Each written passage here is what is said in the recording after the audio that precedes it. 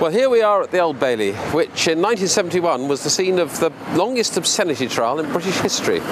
6 weeks it went on, started in June and went on so long, way into August, when barristers and judges are meant to be on holiday.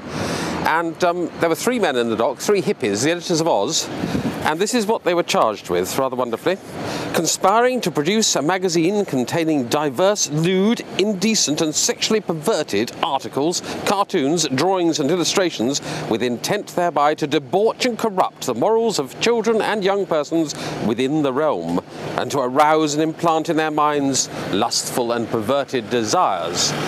This was obviously a very serious charge, and what had given rise to it was the school kids' issue of Oz magazine, which had in it a cartoon of Rupert Bear having sex with a granny.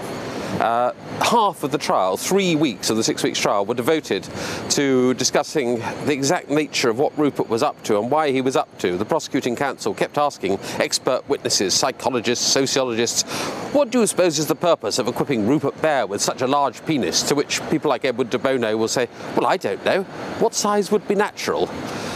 It was a completely farcical proceeding, except that they could be sent to prison indefinitely if convicted, and indeed they were convicted, though it was quashed on appeal when the appeal court decided the judge presiding over the trial had summed up so disgracefully badly and misled the jury that the whole thing had to be thrown out. But they were in jail for a bit, and at the time there was an outcry saying, why are they persecuting hippies rather than real pornographers? Why aren't they prosecuting people in Soho, the vice barons? The answer turned out to be that the head of the obscene publications squad who led the prosecution was himself on the payroll of the Soho vice barons, and so preferred not to prosecute porn magazines in Soho, and so was actually the head of the flying squad and their immediate boss, a man called Commander Wally Virgo.